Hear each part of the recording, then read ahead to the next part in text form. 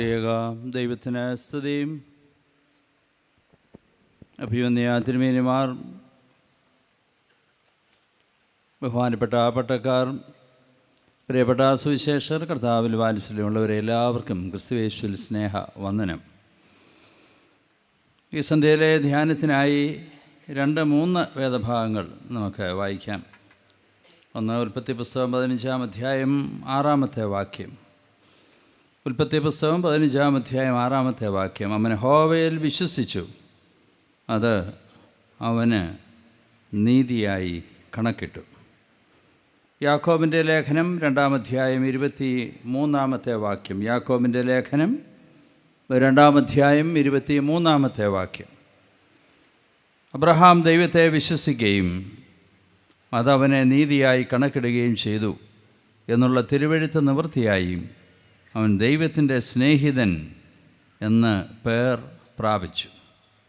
ഒരു ഭാഗം കൂടെ മർക്കോസ് എഴുതിയ സുവിശേഷം 3-ാം അധ്യായത്തിൻ്റെ 3-ാമത്തെ വാക്യം.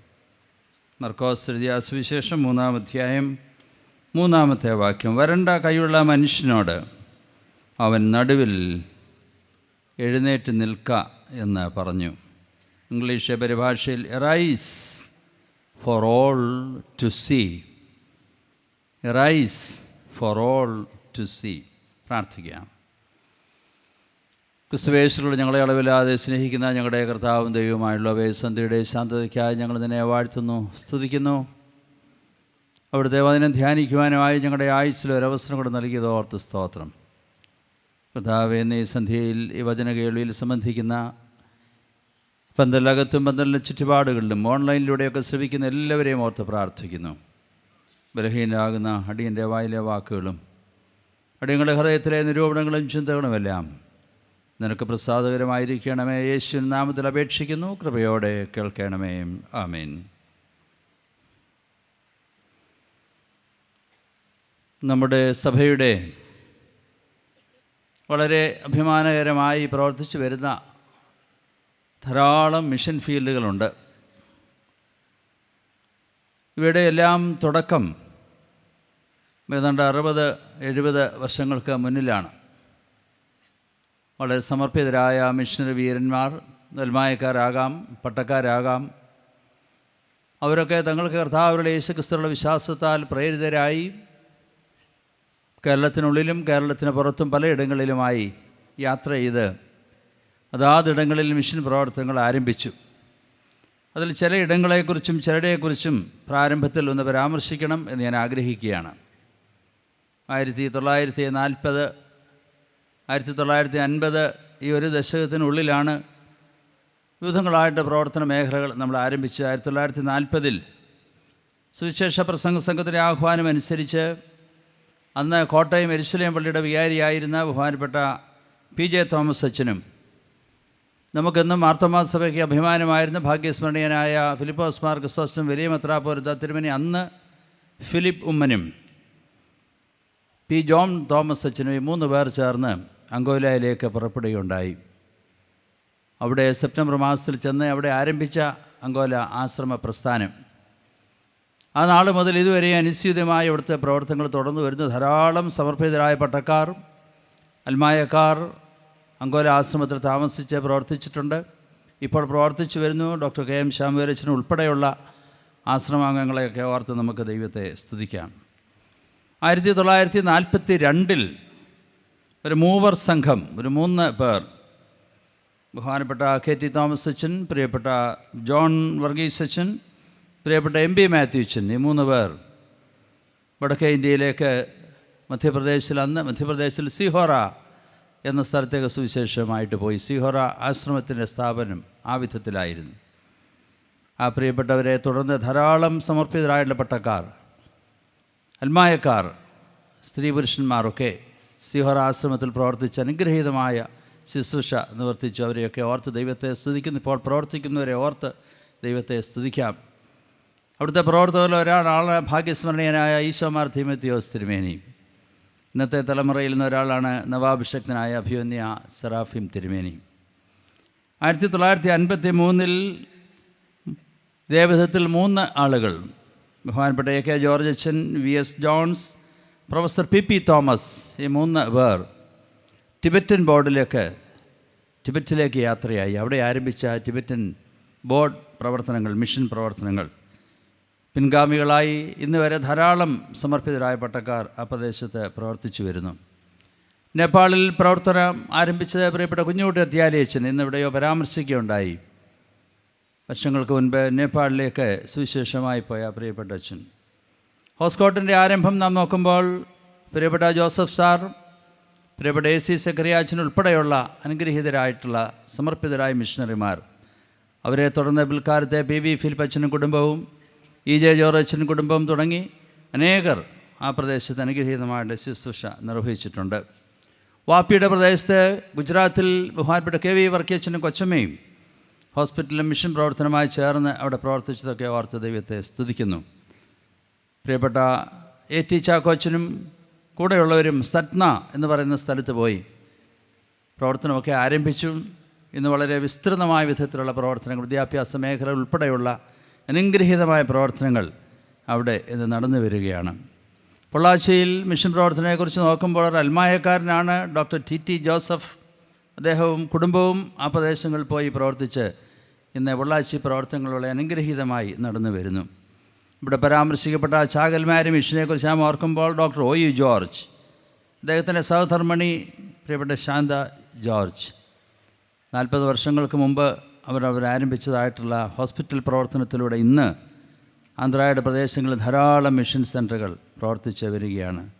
കൊച്ചുകുഞ്ഞു ഉപദേശിയാകാം, കരിമ്പിൽ ചെറിയാച്ചനാകാം, ധാരാളം അൽമായക്കാരുൾപ്പെടെ ധാരാളം അനുഗ്രഹീതരായ പട്ടക്കാർ വർഷങ്ങൾക്ക് മുൻപ് തങ്ങൾക്ക് യേശുക്രിസ്തുവിലുള്ള വിശ്വാസത്താൽ പ്രേരിതരായി സുവിശേഷമായി ലോകമെമ്പാടും പോയി സുവിശേഷം അറിയിക്കണമെന്നുള്ള കർത്താവിൻ്റെ നിയോഗം വളരെ ആത്മാർത്ഥതയോടെ ഏറ്റെടുത്ത് പ്രവർത്തിച്ചവരാണ്. ഇവരുടെയൊക്കെ ജീവിതത്തെ ഓർത്ത് നമുക്ക് ദൈവത്തെ സ്തുതിക്കാം. ഇത്രത്തോളം സൗകര്യങ്ങളൊന്നും ഇല്ലാതിരുന്നൊരു കാലഘട്ടത്തിൽ, വാഹന സൗകര്യങ്ങൾ വളരെ പരിമിതം, സാമ്പത്തികമായ പരാധീനത വളരെയുള്ളൊരു കാലം, വളരെ സാഹസികമായൊരു യാത്ര. എന്നാൽ ഇതിനവരെ പ്രേരിപ്പിച്ച ഒന്ന് മാത്രമാണ് യേശുക്രിസ്തുവിലുള്ള തങ്ങളുടെ വിശ്വാസം. അവരുടെ മിഷണറി ജീവിതത്തിന് അടിസ്ഥാനമായിരുന്നത് യേശു കർത്താവിലുള്ള വിശ്വാസം ഒന്ന് മാത്രമായിരുന്നു. 128 വർഷം മുമ്പ് മാരാമൺ കൺവെൻഷൻ ആരംഭിക്കുമ്പോഴും കൺവെൻഷൻ്റെ സ്ഥാപക പിതാക്കന്മാരുടെയൊക്കെ ലക്ഷ്യം ഒന്ന് മാത്രമായിരുന്നു. നമ്മുടെ പൂർവ്വപിതാക്കന്മാരിൽ ഉണ്ടായിരുന്നതായിട്ടുള്ള ദൈവവിശ്വാസം നമ്മളിൽ നിലനിർത്തുക, അതൊന്നു മാത്രമായിരുന്നു. ഈ വിശ്വാസം സഭാമക്കളിൽ ഉറപ്പിക്കുക, അതേ ഒരു ലക്ഷ്യം മാത്രമായിരുന്നു അന്നും ഇന്നും മാരാമൺ കൺവെൻഷൻ്റേത് എന്ന് നാം ഒരിക്കലും വിസ്മരിക്കരുത്. എബ്രായർക്കെഴുതിയ ലേഖനം 11-ാം അധ്യായം 17 മുതലുള്ള വാക്യങ്ങൾ നാം വായിക്കുമ്പോൾ വിശ്വാസത്താൽ എന്നാരംഭിക്കുന്ന ധാരാളം വാക്യങ്ങൾ നമുക്കവിടെ കാണാം. വിശ്വാസത്താൽ അബ്രഹാം, വിശ്വാസത്താൽ ഇസഹാക്ക്, വിശ്വാസത്താൽ യാക്കോബ്, വിശ്വാസത്താൽ യോസഫ്, മോശ എന്ന ഈ ഒരു പ്രയോഗത്തിന് പകരം ഇന്നത്തെ തലമുറയിൽ ഈ ഭാഗം ഒന്ന് റീറൈറ്റ് ചെയ്താൽ ഇപ്രകാരമാകുമെന്ന് എൻ്റെ വിശ്വാസം.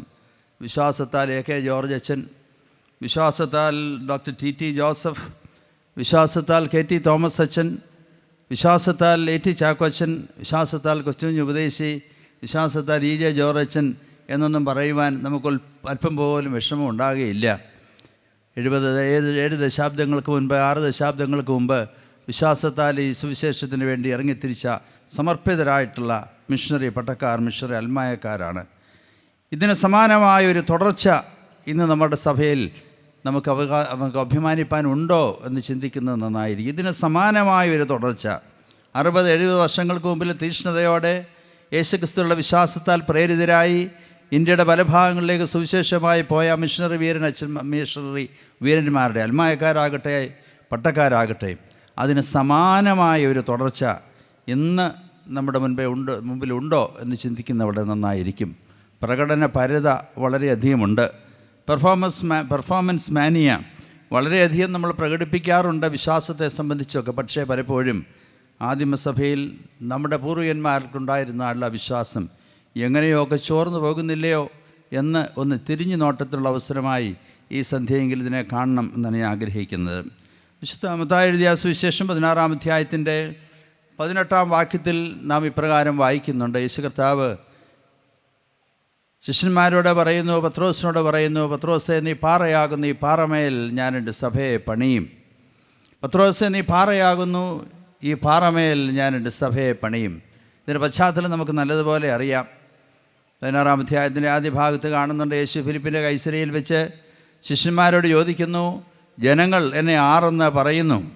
തൻ്റെ കൂടെ നടന്ന കഴിഞ്ഞ ദീർഘവർഷങ്ങളായി 2-3 വർഷങ്ങളായി തന്നെ നല്ലതുപോലെ അറിഞ്ഞ, തന്നെ നല്ലതുപോലെ അനുഭവിച്ചറിഞ്ഞ ശിഷ്യന്മാരോട് ചോദിക്കുന്നു, ജനങ്ങൾ എന്നെ ആരെന്ന് പറയുന്നു. അപ്പോൾ ശിഷ്യന്മാർ പറയുന്നു, യോഹന്നാനോ, യെരമ്യാവോ, ഏലിയാവോ, പ്രവാചകന്മാരിൽ ഒരുവനോ എന്ന്. അപ്പോൾ യേശു കർത്താവ് ശിഷ്യന്മാരോട് ചോദിക്കുന്ന ഒരു ചോദ്യമാണ്, whom do you say that I am? നിങ്ങൾ എന്നെ ആർ എന്ന് പറയുന്നു? നിങ്ങൾ എന്നെ ആരെന്ന് പറയുന്നു? എൻ്റെ കൂടെ ചരിക്കുന്ന, എൻ്റെ കൂടെ യാത്ര ചെയ്യുന്ന, എൻ്റെ കൂടെ സഹവസിക്കുന്ന നിങ്ങൾക്ക് എന്നെക്കുറിച്ച് എന്ത് പറയുവാനായിട്ടുണ്ട്? അപ്പോഴാണ് പത്രോസ് പറയുന്നത്, നീ ജീവനുള്ള ദൈവത്തിൻ്റെ പുത്രനായ ക്രിസ്തു എന്ന്. യേശു കർത്താവ് പറയുന്നു, പറയുവാനാ ശിമോനെ, നീ ഭാഗ്യവാൻ, ജഡരക്തങ്ങളല്ല സ്വർഗസ്ഥനായ എൻ്റെ പിതാവത്രേ നിനക്കിത് വെളിപ്പെടുത്തിയത് എന്ന് പറഞ്ഞു. ഈ പാറമേൽ ഞാൻ എൻ്റെ സഭയെ പണിയെന്ന് പറഞ്ഞാൽ, പാറ പോലെയുള്ള നിൻ്റെ ഈ വിശ്വാസത്തിന്മേൽ ഈ സഭ പണിയപ്പെടും എന്ന് യേശു കർത്താവ് അവിടെ പറയുവാണ്. ഈ ഭാഗം ഞാൻ സാധാരണ പറയാറുള്ളപ്പോൾ, ഉദ്ധിതനായ യേശു കർത്താവ് തൻ്റെ സ്വർഗാരോഹണത്തിന് മുൻപ് പല അവസരങ്ങളിലായി ശിഷ്യന്മാർക്ക് പ്രത്യക്ഷപ്പെട്ടപ്പോൾ, ഇതാ ഒരു ദിവസം നാം വായിക്കുന്നുണ്ട്, 8 ദിവസം കഴിഞ്ഞപ്പോൾ തോമസും കൂടെ ഉണ്ടായിരുന്നപ്പോൾ അവരുടെ മധ്യേ വന്ന് നിന്നുകൊണ്ട് തോമസിനോട്, നിൻ്റെ കൈ ഇങ്ങോട്ട് നീട്ടുക, എൻ്റെ വലാപ്പുറത്ത് കൈയിടുക, ആണിപ്പഴുതിൽ വിരലിടുക, അവിശ്വാസിയാകാതെ വിശ്വാസിയായിരിക്കുക എന്ന് പറയുന്നുണ്ട്. അപ്പോൾ തോമസ് എന്താണ് പറഞ്ഞത്? My Lord and my God, എൻ്റെ കർത്താവും എൻ്റെ ദൈവമേ. സുവിശേഷത്തിൽ എടുത്തു പറയാവുന്ന 2 വിശ്വാസ പ്രഖ്യാപനങ്ങളാണ്. ഒരുവൻ പറയുന്നു, നീ ജീവനുള്ള ദൈവത്തിൻ്റെ പുത്രനാവുന്ന ക്രിസ്തു, അവനിലുള്ള വിശ്വാസം അവൻ പ്രകടമാക്കുന്നു. തോമസ് ലീഹ പറയുന്നു, എൻ്റെ കർത്താവും എൻ്റെ ദൈവമേ. തോമസ് ലീഹായി വിശ്വാസം പ്രഖ്യാപിക്കുന്നു. പ്രിയമുള്ളവരെയും, ഈ വിശ്വാസ പ്രഖ്യാപനങ്ങളാണ് സഭയുടെ അടിസ്ഥാനമായിട്ടുള്ളത്. ഈ ഭാഗം ആസ്പദമാക്കി ഞാനൊരിക്കൽ പ്രസംഗം നടത്തിയപ്പോൾ ഒരു സ്നേഹിതൻ യോഗം കഴിഞ്ഞ് എന്നോടൊന്ന് പറയുകയുണ്ടായി, തിരുമേനി, ഇങ്ങനെ പത്രോസിനെക്കുറിച്ച് ഇങ്ങനെ പറയാൻ എങ്ങനെയാണ് കഴിയുന്നത്? നീ ജീവനുള്ള ദൈവത്തിൻ്റെ പുത്രനായ ക്രിസ്തു എന്ന് പറഞ്ഞതായുള്ള പത്രോസ് 3 പ്രാവശ്യം യേശുവിനെ തള്ളി പറഞ്ഞില്ലയോ? പിന്നെ എങ്ങനെ ഈ പത്രോസിനെ ഇങ്ങനെ ഹീറോ ആയി വിശ്വാസവീരനായി തിരുമേനിക്ക് പറയുവാൻ കഴിയും? അത് വാസ്തവമാണ്. യേശു കർത്താവിനെ വിസ്താര സമയത്ത് പത്രോസ് 3 പ്രാവശ്യം തള്ളിപ്പറഞ്ഞതായി നാം വായിക്കുന്നുണ്ട്. ജീവനുള്ള ദൈവത്തിൻ്റെ പുത്രനായ ക്രിസ്തുവാണ് യേശു എന്ന് പറഞ്ഞ പത്രോസ് ഞാനവരെ അറിയുന്നില്ല എന്ന് പറഞ്ഞ വാസ്തവമാണ്. വീണ്ടും വേദഭാഗത്തൊക്കെ നമുക്ക് നോക്കുമ്പോൾ നമുക്ക് കാണുവാനായിട്ട് കഴിയും. ലൂക്കോസ് എഴുതിയ സുവിശേഷം 5-ാം അധ്യായത്തിൽ തിബരിയാസ് കടൽക്കരയിൽ വെച്ച് യേശു കർത്താവ് പത്രോസിനെയും കൂട്ടരെയും സമീപിക്കുമ്പോൾ പറയുന്നു, ഭയപ്പെടേണ്ട, ഇന്നു മുതൽ ഞാൻ നിന്നെ മനുഷ്യരെ പിടിക്കുന്നവരാക്കുമെന്ന് പറയുമ്പോൾ പടകും വലയും വിട്ടൊക്കെ ഈ യേശുവിനെ അനുഗമിച്ചതായിട്ടുള്ള ഇതേ പത്രോസ് ഈ സ്നേഹിതന് പറഞ്ഞതുപോലെ വിസ്താര സമയത്തെ 3 പ്രാവശ്യം തള്ളിപ്പറഞ്ഞത് മാത്രമല്ല, യോഹന്നാൻ്റെ സുവിശേഷം 21-ാം അധ്യായം നാം വായിക്കുമ്പോൾ അതേ കടൽക്കരയിൽ വെച്ച് യേശു ശിഷ്യന്മാരോട്, ഈ പത്രോസ് സഹശിഷ്യന്മാരോട് പറയുകയാണ്, ഞാൻ മീൻ പിടിപ്പാൻ പോകുന്നെന്ന് പറഞ്ഞ്. ഞാനിതിൽ ചിലപ്പോൾ ചിന്തിക്കാറുണ്ട്, 3 തള്ളിപ്പറച്ചിലല്ല, അത് 4-ാമത്തെ തള്ളിപ്പറച്ചിലാണ്. അതേ കടൽക്കരയിൽ വെച്ചാണ് നാളുകൾക്ക് മുൻപ് പടകും വലയുമൊക്കെ വിട്ട് യേശുവിനെ അനുഗമിച്ചത്. എന്നാൽ അതേ കടൽക്കരയിൽ വെച്ച് പത്രോസ് ശിഷ്യന്മാരോട് പറയുകയാണ്, കൂട്ടുകാരോട് പറയുവാണ്, ഞാനിതാ മടങ്ങിപ്പോകുന്നു, ഞാനിതാ മീൻ പിടിക്കുവാൻ പോകുന്നു. അതൊരു പിന്മാറ്റം, അതൊരു തള്ളിപ്പറച്ചൽ, അതൊരു വാസ്തവമാണ്. എങ്കിലും that is not an end by itself. അത് അതിൽ തന്നെ ഒരന്തമല്ല. സാധാരണ നമ്മൾ പറയാറുണ്ട്, to err is human and forgive is divine. തെറ്റിപ്പോകുക എന്നുള്ളത് മാനുഷികമാണ്, എന്നാൽ ക്ഷമിക്കുക ദൈവികമാണ്. അതുകൊണ്ട് തന്നെ യേശു കർത്താവ് പത്രോസിന് വീണ്ടും ഒരു അവസരം കൂടെ കൊടുക്കുന്നതായി നമുക്ക് കാണുവാനായിട്ട് കഴിയുന്നു. പത്രോസിനോട് തിബരിയാസ് കടൽക്കരയിൽ വന്ന് വല നിറഞ്ഞ മീൻ ആ ഒരു അനുഭവം കഴിഞ്ഞതിന് ശേഷം യേശു കർത്താവ് പത്രോസിനോട് ചോദിക്കുന്നുണ്ട്, യോഹന്നാൻ്റെ മകനായ ശീമോനെ, നീ എന്നെ സ്നേഹിക്കുന്നുവോ? യോഹന്നാൻ്റെ മകനായ ശീമോനെ, നീ എന്നെ സ്നേഹിക്കുന്നുവോ? യോഹന്നാൻ്റെ മകനായ ശീമോനെ, നീ എന്നെ സ്നേഹിക്കുന്നുവോ? അവിടെയെല്ലാം യോഹന്നാൻ്റെ മകനായ ശീമോൻ്റെ പത്രോസിൻ്റെ ഉത്തരം, കർത്താവേ, എനിക്ക് നിന്നോട് പ്രിയമുണ്ട്, ഞാൻ നിന്നെ സ്നേഹിക്കുന്നുവെന്ന് നീ അറിയുന്നുവല്ലോ എന്ന് പറയുന്നു. യേശു അവനോട് പറയുന്നു, എൻ്റെ ആടുകളെ മേയ്ക്കുക. അവനെ യഥാസ്ഥാനപ്പെടുന്നു. അവൻ തള്ളിപ്പറഞ്ഞു എന്നുള്ള വാസ്തവമാണ്, എന്നാൽ അവനെ യഥാസ്ഥാനപ്പെടുത്തി ഈ വിശ്വാസത്തിൽ ഉറപ്പിക്കുന്ന യേശുവിനെയാണ് ഈ ഭാഗത്ത് നമുക്ക് കാണുവാനായിട്ട് കഴിയുന്നത്. എൻ്റെ ഈ പ്രസംഗത്തിൻ്റെ തലക്കെട്ടായി ഞാൻ കൊടുക്കാൻ ഉദ്ദേശിച്ചിരിക്കുന്നത് ദൈവത്തിലുള്ള അദൃശ്യമായ വിശ്വാസവും, ദി ഇൻവിസിബിൾ ഫെയ്ത്ത്, അതിൻ്റെ ദൃശ്യമായ ഭാവവും എന്നാണ്. ദൈവത്തിലുള്ള അദൃശ്യമായ വിശ്വാസവും അതിൻ്റെ ദൃശ്യമായ ഭാവങ്ങളും എന്നുള്ളതാണ്. പത്രോസിൻ്റെ ഈ അദൃശ്യമായ വിശ്വാസ പ്രഖ്യാപനം, തോമസ് അപ്പോസ്തലൻ്റെ അദൃശ്യമായിട്ട് വിശ്വാസ പ്രഖ്യാപനം, ഇതാണ് ഇവിടെ ഈ ഭാഗങ്ങളിൽ നമുക്ക് കാണുവാനായിട്ട് കഴിയുന്നത്. അദൃശ്യമായ വിശ്വാസം എന്ന് പറയുന്നത് ഇറ്റ് ഈസ് ഇൻ ബിലീവിങ്, വിശ്വസിക്കുന്നതിലൂടെയാണ്. വിശ്വാസം വിശ്വസിക്കുന്നതിലൂടെയാണ്. Faith is in believing. മാത്രമല്ല, ഫെയ്ത്ത് ഈസ് ഇൻ ലവിങ്, സ്നേഹിക്കുന്നതിലൂടെയാണ്. യേശുവിൽ വിശ്വസിക്കുന്നതിലൂടെയാണ് വിശ്വാസം നിലനിർത്തുന്നത്. യേശുവിനെ സ്നേഹിക്കുന്നതിലൂടെയാണ് ഈ വിശ്വാസം നിലനിർത്തുന്നത് എന്ന് നമുക്ക് മനസ്സിലാക്കാനായിട്ട് കഴിയും. അദൃശ്യമായ ഈ ദൈവത്തിലുള്ള വിശ്വാസം വിശ്വസിക്കുന്നതിലൂടെയാണ്. അദൃശ്യമായ ഈ ദൈവത്തിലുള്ള വിശ്വാസം സ്നേഹിക്കുന്നതിലൂടെയാണ്. ഈ വിശ്വാസം നമുക്കും ഏറ്റുപറയുവാനായിട്ട് ഇന്ന് കഴിയുന്നുണ്ടോ? അപ്പോഴാണ് അർത്ഥവത്തായ സാക്ഷ്യം നിറവേറ്റുവാൻ കഴിയുന്നത്. പുറമേ ഈ വിശ്വാസത്തിന് ചിലപ്പോൾ ദൃശ്യഭാവങ്ങൾ ഉടനെ ഉണ്ടായി എന്ന് വരികയില്ല. എന്നാൽ ദൃശ്യഭാവങ്ങൾക്ക് അടിസ്ഥാനമായിരിക്കുന്നത് ഈ അദൃശ്യമായ വിശ്വാസമാണ്. ദൃശ്യഭാവങ്ങൾക്ക് അടിസ്ഥാനമായിരിക്കുന്നതും ഈ അദൃശ്യമായ വിശ്വാസമാണ്. ബൈ ബിലീവിങ്, വിശ്വസിക്കുന്നതിലൂടെയാണ്. ബൈ ലവിങ്, സ്നേഹിക്കുന്നതിലൂടെയാണ്. കൽക്കട്ടയുടെ തെരുവുകളിൽ നിന്ന് വ്രണങ്ങളൊക്കെ നിറഞ്ഞ ധാരാളം ആളുകളെ തൻ്റെ ആസ്ഥാനത്തേക്ക് ക്ഷണിച്ച് കൊണ്ടുവന്ന് തൻ്റെ മടിയിലിരുത്തി അവരുടെ വ്രണങ്ങൾ കഴുകുമ്പോൾ ഈ മദർ തെരേസയോട് പലരും ചോദിക്കുന്നു, എന്തിനാ ഇത്, എങ്ങനെ ഇത്? അപ്പോൾ മദർ തെരേസ പറയുന്നു, but for my love for Christ. യേശു കർത്താവിലുള്ള സ്നേഹം എനിക്കില്ലായിരുന്നു എങ്കിൽ ബാക്കി ഉത്തരം ആവശ്യമില്ലല്ലോ. യേശു കർത്താവിനോടുള്ള സ്നേഹം എന്നിലില്ലായിരുന്നു എങ്കിൽ, ഈ സ്നേഹം ഇല്ലായിരുന്നു എങ്കിൽ, ആ സ്നേഹമാണ് ലോകത്ത് അമ്മ എന്നറിയപ്പെടുന്ന മദർ തെരേസയെ വ്രണം നിറഞ്ഞ വ്രണം കഴുകി വൃത്തിയാക്കി അതിനെ അനുഗ്രഹകരമായ അല്ലെങ്കിൽ സംതൃപ്തമായ ജീവിതത്തിലേക്ക് നയിക്കുവാനായിട്ട് പ്രേരിപ്പിച്ചത്. ഇന്നലെ രാത്രി യോഗത്തിൽ അഭിമന്യ പൗലോസിൻ്റെ ജീവിതത്തെ പ്രതിപാദിച്ച് നമ്മോട് പറയുകയുണ്ടായല്ലോ. പൗലോസിൻ്റെ യേശുക്രിസ്തുവിലുള്ള പരിജ്ഞാനം മൂലം സർവവും ചപ്പും ചവറവും തണ്ണുവാൻ അവൻ കഴിഞ്ഞു. റോമാ പൗരത്വം പോലും ഉപേക്ഷിക്കുവാൻ തയ്യാറുള്ളവനായിട്ട് തീർന്നു. റോമാ പൗരത്വം ഉപേക്ഷിച്ചില്ലായിരുന്നുവെങ്കിൽ കാരാഗൃഹത്തിൽ അടയ്ക്കപ്പെടുകയില്ലായിരുന്നു. സർവം യേശുക്രിസ്തുവിലുള്ള വിശ്വാസം മൂലം ഈ ഒരേ സമയം ഈ അദൃശ്യമായ വിശ്വാസവും ദൃശ്യമായ ഭാവങ്ങളും ഉണ്ടാകേണ്ടത് ആവശ്യം. ഒരേ സമയം ഈ അദൃശ്യമായ വിശ്വാസവും അതിൻ്റെ ദൃശ്യമായ ഭാവങ്ങളും, both invisible and visible faith നമ്മളുണ്ടാകേണ്ടതായിട്ടുണ്ട്. വിശ്വാസം എന്നത് സാമൂഹ്യ മാനങ്ങളുള്ള ഒരു വ്യക്തിഗത ഭാവമാണ്. Faith is a personal conviction with a social dimension. വിശ്വാസം എന്നത് സാമൂഹ്യ മാനങ്ങളുള്ള ഒരു വ്യക്തിഗത അനുഭവമാണ്. യോഹന്നാന്റെ സുവിശേഷം 16-ാം അധ്യായം 4-ാം വാക്യത്തിൽ നാം ഇപ്രകാരം വായിക്കുന്നു, എന്നിൽ വസിപ്പീൻ, ഞാൻ നിങ്ങളിലും വസിക്കും. കൊമ്പിനെ മുന്തിരിവള്ളിയിൽ വസിച്ചിട്ടല്ലാതെ സ്വയമായി കായ്പാൻ കഴിയാത്തതുപോലെ എന്നിൽ വസിച്ചിട്ടല്ലാതെ നിങ്ങൾക്ക് കഴിയുകയില്ല. എബൈഡ് ഇൻ മീ, എന്നിൽ വസിക്കുക. അത് വളരെ ദൃശ്യമല്ലാത്തൊരനുഭവമാണ്. ക്രിസ്തുവിൽ വസിക്കുക എന്ന് പറയുന്നതോ, ക്രിസ്തു എന്നിൽ വസിക്കുക എന്ന് പറയുന്നതോ, നാം ക്രിസ്തുവിൽ വസിക്കുക എന്ന് പറയുന്നതോ അത് അദൃശ്യമാണ്. പറയുന്നു, നിങ്ങൾ എന്നിൽ വസിപ്പീൻ. മാത്രമല്ല, വീണ്ടും നാം വായിക്കുമ്പോൾ വീണ്ടും കാരാഗ്രഹ പ്രമാണിയോടെ പൗലോസ് പറയുന്നത്, കർത്താവായ യേശുവിൽ വിശ്വസിക്കുക, എന്നാൽ നീ നിൻ്റെ കുടുംബവും രക്ഷ പ്രാപിക്കുക. കർത്താവായ യേശുവിൽ വിശ്വസിക്കുക, എന്നാൽ നീ നിൻ്റെ കുടുംബവും രക്ഷ പ്രാപിക്കും.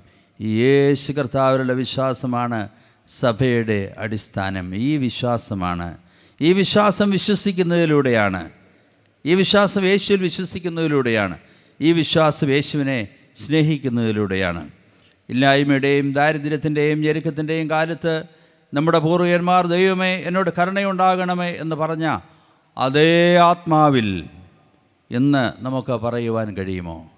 അതേ ആത്മാവിൽ എൻ്റെ ദൈവമേ എന്നോട് കരുണയുണ്ടാകണമേ എന്ന് പറയുവാൻ നമുക്ക് കഴിയുമോ? 2018 വെള്ളപ്പൊക്കത്തിൻ്റെ ആ കാലയളവിൽ, 2021 കോവിഡ് വ്യാപനത്തിൻ്റെ കാലയളവിൽ നാം ദൈവമേ എന്ന് വിളിച്ചപ്പോൾ അതിൻ്റെ ആഴം എത്ര വലുതായിരുന്നു! സമൃദ്ധിയുടെ ഒരു വലിയ സ്വാധീനം ഇന്ന് നമ്മളെ ബാധിച്ചിരിക്കുകയാണ്. ഇൻഫ്ലുവൻസ് ഓഫ് ദി അഫ്ലുവൻസ്, സമൃദ്ധിയുടെ വലിയൊരു സ്വാധീനം ഇന്ന് നമ്മളെ ബാധിച്ചിരിക്കുകയാണ്. എന്നാൽ ഈ സമൃദ്ധിയുടെ മധ്യത്തിൽ വ്യക്തിപരമായി ഞാൻ ക്രിസ്തുവിലും ക്രിസ്തു എന്നിലും വസിക്കുന്നുവെന്ന്, എൻ്റെ കർത്താവും എൻ്റെ ദൈവവുമേ എന്ന്, യേശു ജീവനുള്ള ദൈവത്തിൻ്റെ പത്തനായ ക്രിസ്തു എന്ന് പറയുവാൻ നമുക്ക് കഴിയുമോ? അത് കഴിയണം. അതിനാണ് ഈ മാരാമൺ കൺവെൻഷൻ. അബ്രഹാം വിശ്വാസികളുടെ പിതാവ് എന്ന് പറയപ്പെടുമ്പോൾ പിതാവായ ദൈവത്തിലുള്ള പൂർണ്ണ വിശ്വാസം അബ്രഹാമിൻ്റെ ജീവിതത്തിലൂടെയൊക്കെ പ്രകടമാകുന്നുണ്ട്. കാണിപ്പായിരിക്കുന്ന ദേശത്തേക്ക് പോകുക എന്ന് പറയുമ്പോൾ ഇറങ്ങിത്തിരിച്ചതും തൻ്റെ വാഗ്ദത്ത സന്തതിയായ ഇസഹാക്കിനെ യാഗം കഴിക്കുവാൻ അർപ്പിച്ചതും അദർശ്യമായ വിശ്വാസത്തിൻ്റെ ദൃശ്യഭാവങ്ങളാണ്.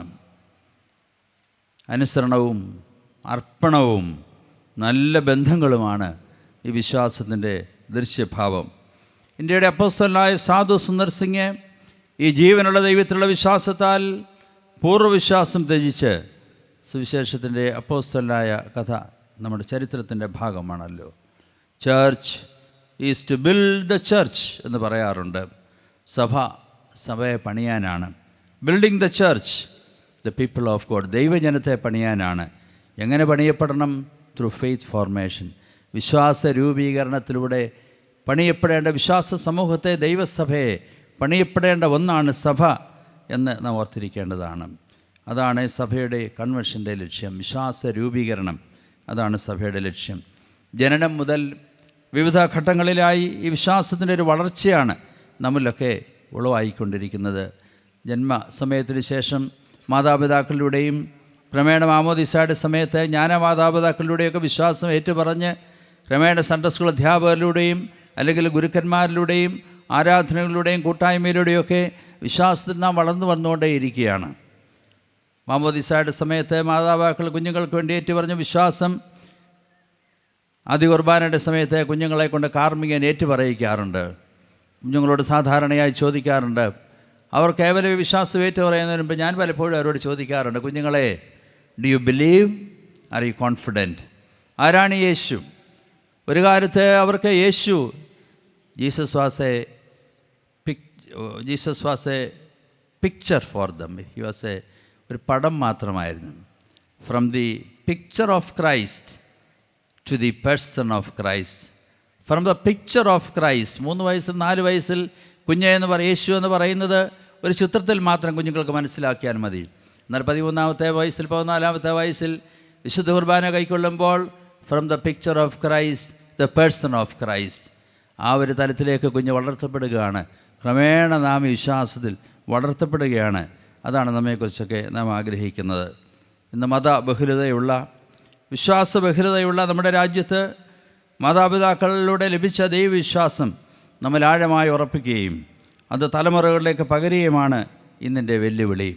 ആഴമായ വിശ്വാസം നമ്മളിലെ ദൃഢപ്പെടുത്തുകയും അത് തലമുറകളിലേക്ക് പകരുകയുമാണ് ഇന്നിൻ്റെ വെല്ലുവിളി. യോഹന്നാൻ എഴുതിയ സുവിശേഷം 1-ാം അധ്യായം 12-ാം വാക്യത്തിൽ നാം ഇപ്രകാരം വായിക്കുന്നു, അവനെ കൈക്കൊണ്ട് അവൻ്റെ നാമത്തിൽ വിശ്വസിക്കുന്ന ഏവർക്കും ദൈവമക്കളാകുവാൻ അവൻ അധികാരം കൊടുത്തു. വിശ്വസിക്കുന്ന ഏവർക്കും ദൈവമക്കളാകുവാൻ അവൻ അധികാരം കൊടുത്തു. ഒന്നുകൂടെ ഞാൻ ആവർത്തിക്കട്ടെ, ഫെയ്ത്ത് ഈസ് ഇൻ ബിലീവിങ്. വിശ്വസിക്കുന്നതിലൂടെയാണ് വിശ്വാസം നിലനിർത്തുന്നത്. വിശ്വസിക്കുന്നതിലൂടെയാണ് വിശ്വാസം നിലനിർത്തുന്നത്. യോഹന്നാന്റെ സുവിശേഷം 3-ാം അധ്യായം 16-ാം വാക്യത്തിൽ നാം വായിക്കുന്നു, തൻ്റെ ഏകജാതനായ പുത്രനിൽ വിശ്വസിക്കുന്ന ഏവനും നശിച്ചു പോകാതെ നിത്യജീവൻ പ്രാപിക്കേണ്ടതിന് ദൈവം അവനെ നൽകുവാൻ തക്കവണ്ണം ലോകത്തെ സ്നേഹിച്ചു. വിശ്വസിക്കുന്ന ഏവനും. പ്രിയരെ, ഈ വിശ്വാസത്തിന് മങ്ങലേൽക്കാതെ അപ്പോസ്തലനായ വിശുദ്ധ പൗലോസിൻ്റെ ഭാഷയിൽ ആരാധനയിലൂടെ, തിരുവചന ധ്യാനത്തിലൂടെ, കൂട്ടായ്മയിലൂടെ ഈ വിശ്വാസം ജ്വലിപ്പിക്കുവാൻ, റീകിൻഡിൽ ദ ഫെയ്ത്ത്, ദൈവം നമുക്ക് കൃപ ചെയ്യട്ടെ എന്ന് ഞാൻ ആഗ്രഹിക്കുകയും പ്രാർത്ഥിക്കുകയും ചെയ്യുകയാണ്. തുടക്കത്തിൽ ഞാൻ പരാമർശിച്ച സഭയുടെ അഭിമാനമായിരുന്ന മിഷണറി വീരന്മാർ, അച്ഛന്മാർ, മിഷണറി വീരന്മാരായ ആത്മായക്കാർ, അവർക്ക് കൈമുതലായിരുന്നത് ഈ വിശ്വാസം, യേശുക്രിസ്തുവിലുള്ള വിശ്വാസം ഒന്ന് മാത്രമായിരുന്നു. അന്ന് സമ്പത്തോ ആസ്തിയോ സ്ഥാനമാനങ്ങളോ അന്ന് ഒന്നുമേ ഉണ്ടായിരുന്നില്ല. ആ കാലഘട്ടത്തിൽ ഇത്രയും ഘടനകളോ ഇല്ലായിരുന്നു. ഈ വിശ്വാസം അവരെ ദൗത്യ നിർവഹണത്തിന് പ്രേരിപ്പിച്ചു. എങ്കിൽ ഇന്നിൻ്റെ അവസ്ഥ എങ്ങനെയെന്ന് ഒരു സ്വയ പരിശോധനയ്ക്കുള്ള അവസരമായിരിക്കും. ആ വിശ്വാസം അവരെ സഭയുടെ ദൗത്യത്തിന് പ്രേരിപ്പിച്ചു എങ്കിൽ ഇന്ന് നമ്മൾ എങ്ങനെയായിരിക്കുന്നു എന്ന ഒരു സ്വയ നോട്ടത്തിൻ്റെ അവസരമാകുന്നുവല്ലോ ഇത്. ഇന്നിൻ്റെ അവസ്ഥ എന്തായിരിക്കും എന്ന് ചിന്തിക്കുന്നതെന്നായിരിക്കും. ആയുസ് മുഴുവൻ കർത്താവിന് വേണ്ടി നൽകുന്നവരുടെ എണ്ണം കുറഞ്ഞു വരുന്നില്ലേ? എന്ന് വെച്ച് കഴിഞ്ഞാൽ യോഗത്തിലും ഒക്കെ പരാമർശിക്കപ്പെടുകയുണ്ടായി, പല അവസരങ്ങളിലും പരാമർശിക്കപ്പെടുകയുണ്ടായി. മുൻകാലങ്ങളിലേതുപോലെ ആയുസ് മുഴുവൻ കർത്താവിന് വേണ്ടി വേർതിരിക്കുന്നവരുടെ സംഖ്യ താരതമ്യേന കുറഞ്ഞു വരുന്നുവെന്ന്. സെമിനാരി പഠനത്തിനാകാം, കൊമ്പാടി ബൈബിൾ മിഷനിൽ പഠിക്കുവാനാകാം, വനിതാ മന്ദിരത്തിൽ പഠിക്കുവാനാകാം, സിഹോറായിലെ ഹോസ്കോട്ട ഇംഗ്ലീഷ് ബൈബിൾ സ്കൂളിൽ പഠിക്കാനാകാം. ഇവിടെയൊക്കെ താരതമ്യേന സംഖ്യ കുറഞ്ഞു വരുന്നു. ഇത് കണ്ണു തുറപ്പിക്കേണ്ട ഒരവസ്ഥയല്ലേ? എല്ലാവരും ലേബൽഡായ ഒരു സുവിശേഷനാകണം അല്ല. സുവിശേഷൻ എന്ന പദത്തിൽ തന്നെ പട്ടക്കാരും സുവിശേഷകരും മേൽപ്പട്ടക്കാരും എല്ലാം ഉൾപ്പെടുന്നുണ്ട്. എല്ലാവരും സുവിശേഷകരായി ഒരു ലേബൽഡ് സുവിശേഷനാകണമെന്നല്ല. പിന്നെയോ ഒരു മിഷണറി അധ്യാപകനോ, ഒരു മിഷണറി ഡോക്ടറോ, ഒരു സാമൂഹ്യ പ്രവർത്തകനോ, ഒരു കൃഷിക്കാരനോ, ഒരു വ്യവസായിയോ ആകാം. നമ്മുടെ കൺവെൻഷൻ്റെ ഈ ദിവസങ്ങളിലൊക്കെ യേശുക്രിസ്തുവിലുള്ള വിശ്വാസത്തിലൂടെ ഒരു സുവിശേഷകനായി തീരുവാൻ നമുക്ക് കഴിയണം. ഈ വിശ്വാസം നമുക്ക് പ്രേരകമായി മാറണം. നമ്മുടെ ബൈബിൾ മാരാമൺ കൺവെൻഷനിലെ ബൈബിൾ പഠനത്തിൽ 2-ാം ദിവസം ബോബി മാത്യുച്ചൻ ക്ലാസ് എടുത്തപ്പോൾ ആളാംപ്രതി സുവിശേഷവരെക്കുറിച്ച് പരാമർശിച്ചത് ഞാൻ ഓർക്കുന്നുണ്ട്. അദ്ദേഹം ആ ഭാഗം എടുത്തത് അപ്പോസ്തല പ്രവൃത്തികൾ 8-ാം അധ്യായം 37-ാം വാക്യം ആസ്പദമാക്കിയാണ്. തേരിൽ യാത്ര ചെയ്യുന്ന ഷണ്ണനോട് ഫിലിപ്പോസ്, നീ പൂർണ്ണ ഹൃദയത്തോടെ വിശ്വസിക്കുന്നുവെങ്കിൽ ആകാം എന്ന് പറയുന്ന ഒരു പശ്ചാത്തലം. അപ്പോൾ ഷണ്ണൻ പറയുകയാണ്, യേശു ക്രിസ്തു ദൈവപുത്രൻ എന്ന് ഞാൻ വിശ്വസിക്കുന്നു. യേശു ക്രിസ്തു ദൈവപുത്രൻ എന്ന് ഞാൻ വിശ്വസിക്കുന്നു. വീണ്ടും ആവർത്തിക്കട്ടെ, ഫെയ്ത്ത് ഈസ് ഇൻ ബിലീവിങ്. ഈ വിശ്വാസം നമ്മിൽ നിലനിൽക്കുമ്പോഴാണ് സഭ പണിയപ്പെടുന്നത്. ഈ വിശ്വാസം നമ്മിൽ നിലനിൽക്കുമ്പോഴാണ് സഭ പണിയപ്പെടുന്നത്. മാത്രമല്ല, ഈ വിശ്വാസം തലമുറകളിലേക്ക് കൈമാറി കൊടുക്കുമ്പോഴാണ് സഭ വളരുന്നത്. ഈ വിശ്വാസം തലമുറകളിലേക്ക് കൈമാറി കൊടുക്കുമ്പോഴാണ് സഭ വളരുന്നത്.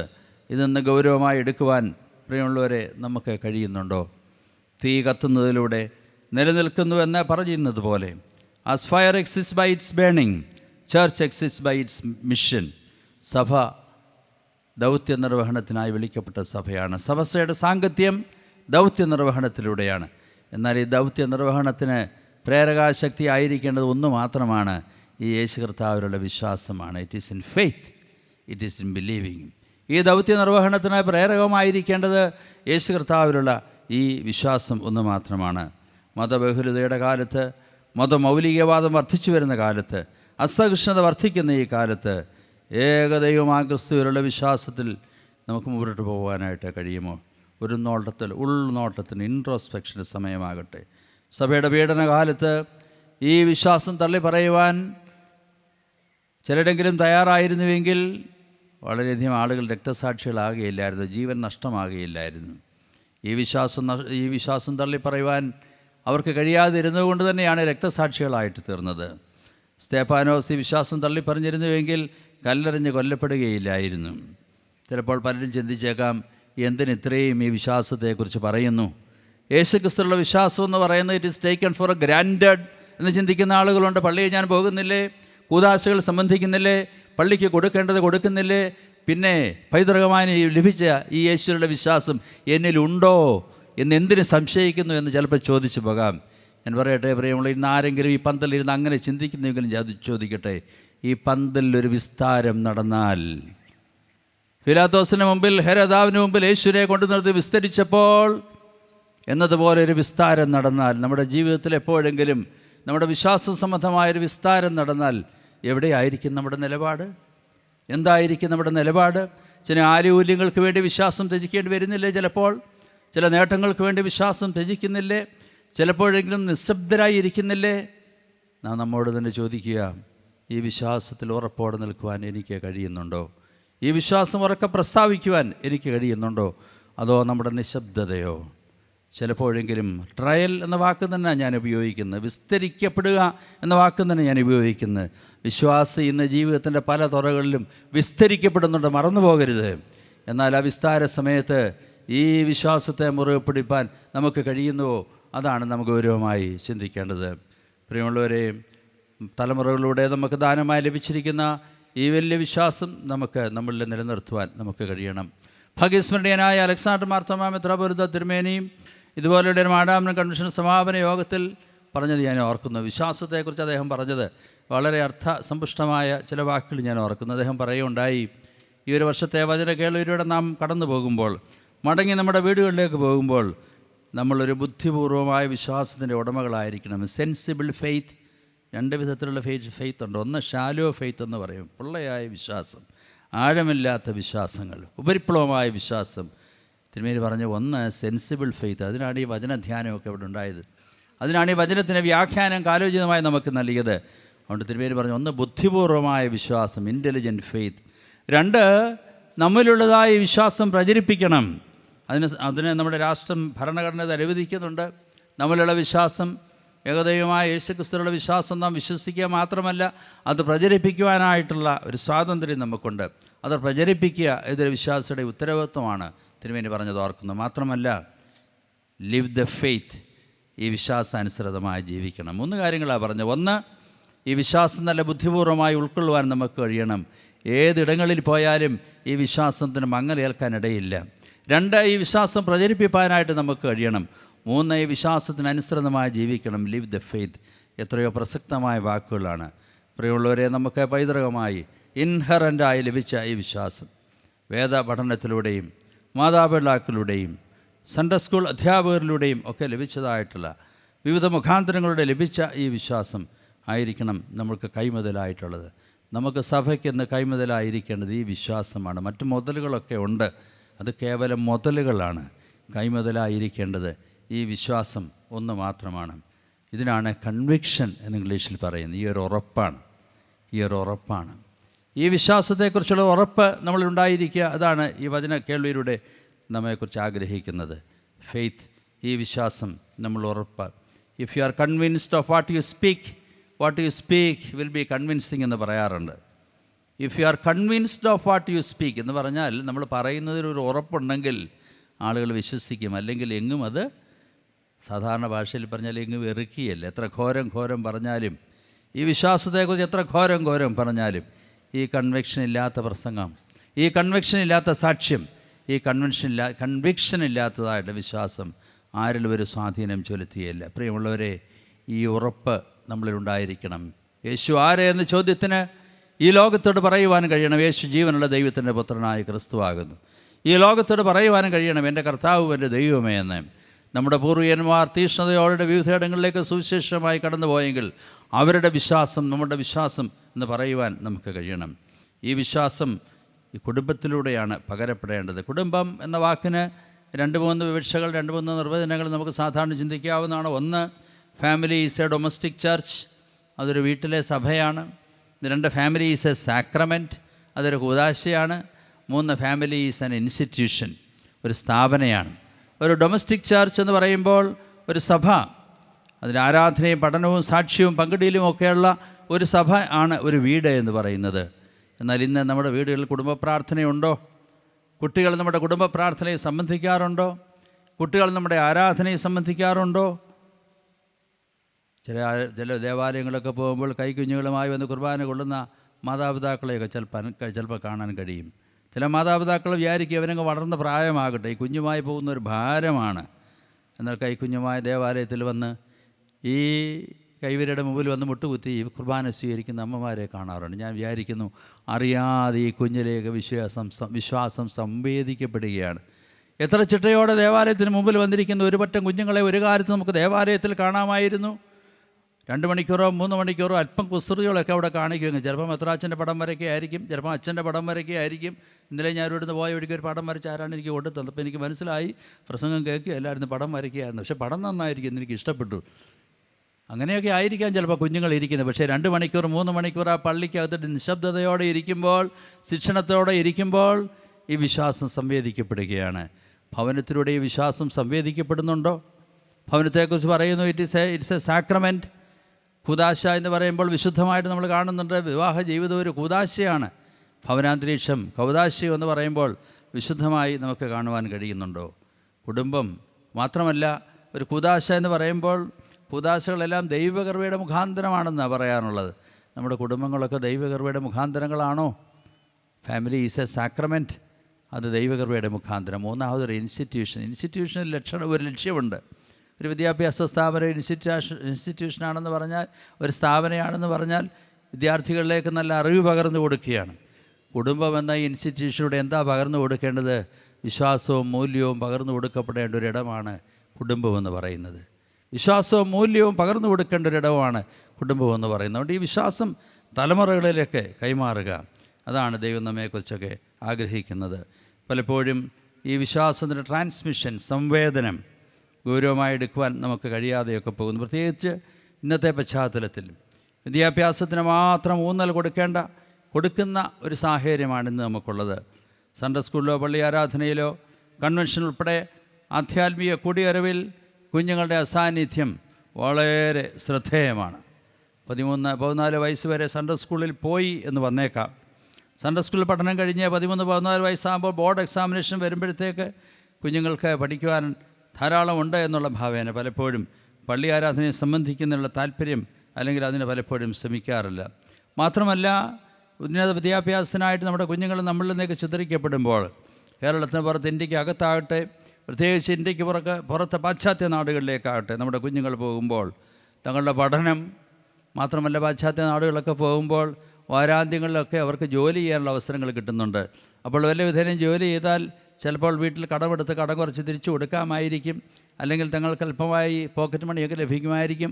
അതുകൊണ്ട് ഒന്ന് തങ്ങളുടെ പഠനം, 2 വാരാന്ത്യത്തുള്ള തങ്ങളുടെ ജോലി, ക്രമേണ എങ്ങനെയെങ്കിലും ഒരു PR സംഘടിപ്പിക്കാനുള്ളൊരു ശ്രമം, ഒരു പെർമനൻ്റ് റെസിഡൻസി, പിന്നെ വിവാഹ ജീവിതത്തിലേക്ക് പ്രവേശിക്കാനുള്ള ശ്രമം. നീണ്ട ഈ ഒരു ശ്രമത്തിനിടെ പലപ്പോഴും ദൈവത്തോടുള്ള ബന്ധവും സഭയോടുള്ള ബന്ധവുമൊക്കെ മങ്ങലേറ്റ് പോകാറുണ്ട്. നമ്മുടെ കുഞ്ഞുങ്ങൾ നമ്മളിൽ നിന്ന് ചിതറിക്കപ്പെടുന്നതിന് മുൻപ് ഈ വിശ്വാസം പകരപ്പെടുവാൻ നമുക്ക് കഴിയുന്നു എന്നുള്ളത് ഗൗരവമായ ചോദ്യമാണ്. വിദേശങ്ങളിലേക്ക് പോകുന്നവർ, വിദേശ പൗരത്വം സ്വീകരിച്ചവർ, ഇവരെക്കുറിച്ച് അഭിനന്ദ മെത്രാപ്പൊലീത്ത തിരുമേനി വളരെ വിസ്തരിച്ചുള്ള കണക്കുകൾ ഉദ്ഘാടന ദിവസം നമ്മോട് പറയുകയുണ്ടായി. ലക്ഷക്കണക്കിന് കുഞ്ഞുങ്ങൾ വിദേശത്തേക്കൊക്കെ പോവുകയാണ്. എത്രയോ ആകർഷണീയമാണ് പേപ്പറുകളൊക്കെ കാണുന്ന. ഇവരെ വഞ്ചിക്കുന്നതെന്ന് ഞാൻ പറയുകയല്ല, ഇവരെ സ്വാഗതം ചെയ്ത് എത്രയോ ആകർഷണീയമായ പരസ്യങ്ങളാണ്. അടുത്തയിടെ ഞാൻ വായിച്ചത് ഇപ്രകാരമാണ്: വിദേശങ്ങളിൽ പഠിക്കാം, മെഗാ 3-in-1 ഓഫറിലൂടെ, സ്റ്റൈപ്പൻഡോടുകൂടെ 1 ലക്ഷം ഇൻറ്റേൺഷിപ്പ്, 8 മില്യൺ സ്കോളർഷിപ്പുകൾ, 23 മില്യൺ സ്റ്റൈപ്പൻഡുകൾ. ഏത് കുട്ടിയായി ഈ വലയിൽ വീണു പോകാത്തത്? എത്രയോ സ്റ്റൈപ്പൻഡുകൾ, എത്രയോ സ്കോളർഷിപ്പുകൾ. ഞാനൊരു വാക്കിന് ഉപയോഗിക്കുന്നുവെങ്കിൽ ഷുഗർ കോട്ടഡ് പോയിസൺ എന്ന് പറയുന്നതിൽ ചിലപ്പോൾ അതിര് കടന്നുപോയി എന്ന് വന്നേക്കാം. എത്രയോ ആകർഷണീയമായ ഓഫറുകൾ കൊടുത്ത് വിദേശ രാജ്യങ്ങൾ ഇങ്ങനെ തുറന്നിട്ടിരിക്കുകയാണ്. പോരുക വരിക. ആർക്കാണ് നഷ്ടം? ഇങ്ങനെ ഇടങ്ങളിലേക്ക് കുടിയേറി പാർക്കുന്നവരുള്ള ചിലപ്പോഴെങ്കിലും ഒരു നോ ചർച്ച് ആറ്റിറ്റ്യൂഡ്, ചിലപ്പോഴെങ്കിലും ഒരു നോ ഗോഡ് ആറ്റിറ്റ്യൂഡ്, ചിലപ്പോഴെങ്കിലും why church why God attitude. പ്രിയമുള്ളവരെ, ഈ തുടർന്നുള്ള നാളുകളിൽ നാം നേരിടേണ്ടി വരുന്ന അവസ്ഥയാണെന്ന് എനിക്ക് തോന്നുന്നത്. ഈ നോ ഗോഡ് ആറ്റിറ്റ്യൂഡിൽ നിന്ന്, നോ ഗോഡ് ആറ്റിറ്റ്യൂഡിൽ നിന്ന് മനോഭാവത്തിലേക്ക്, KNOW, നോ ഗോഡ് ആറ്റിറ്റ്യൂഡിലേക്ക് നമ്മുടെ കുഞ്ഞുങ്ങളെ തിരിച്ചു പിടിക്കുക. ഇതാണ് സഭയുടെ ലക്ഷ്യം.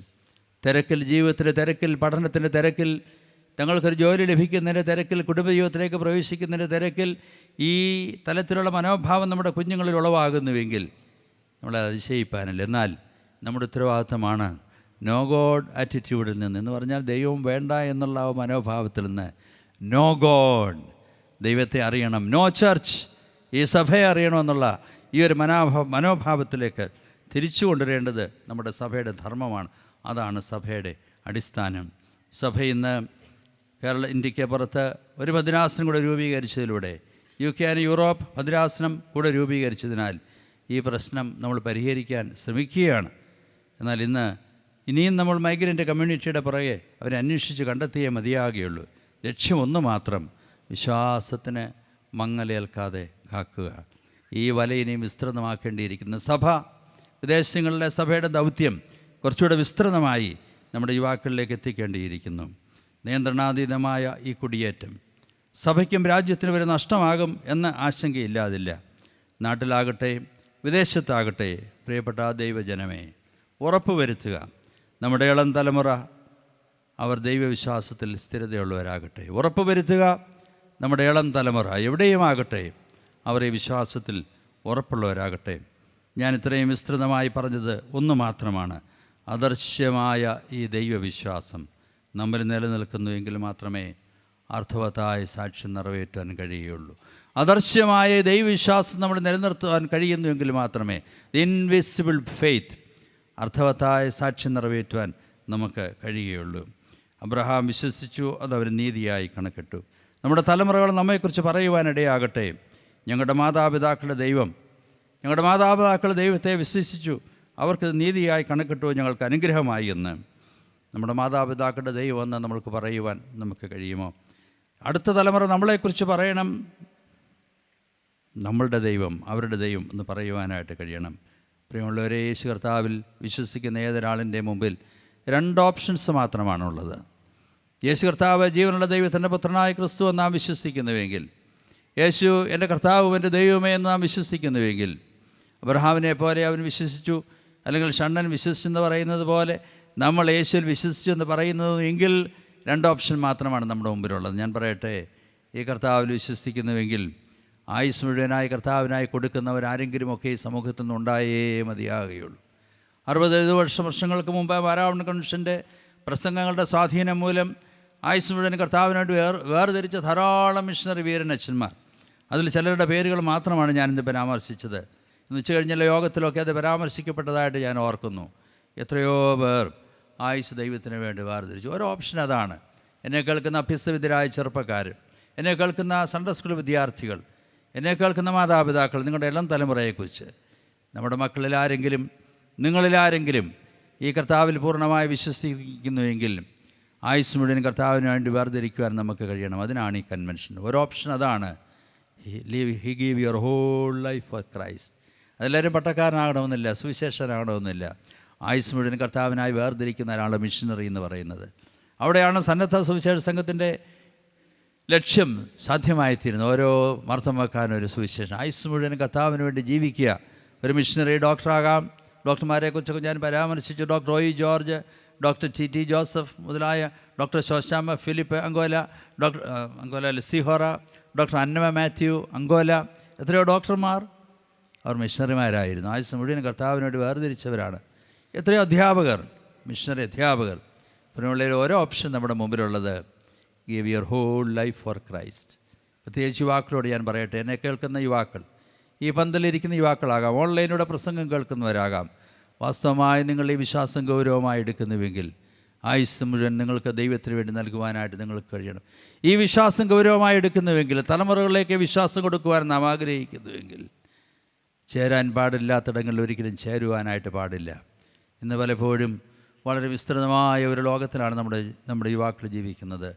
എന്ത് തിരഞ്ഞെടുക്കണം, എന്തിനെ തിരഞ്ഞെടുക്കണം, ആരെ തിരഞ്ഞെടുക്കണം എന്നുള്ള ഓപ്ഷൻസ് ധാരാളമായി വരുമ്പോൾ ഈ വിശ്വാസത്തെ വളരെ ലാഘവത്തോട് കാണുന്ന ഒരിളം തലമുറ ഉണ്ടെന്നുള്ളത് എത്ര ഖേദമാണ്, എത്ര ഖേദകരമാണ്.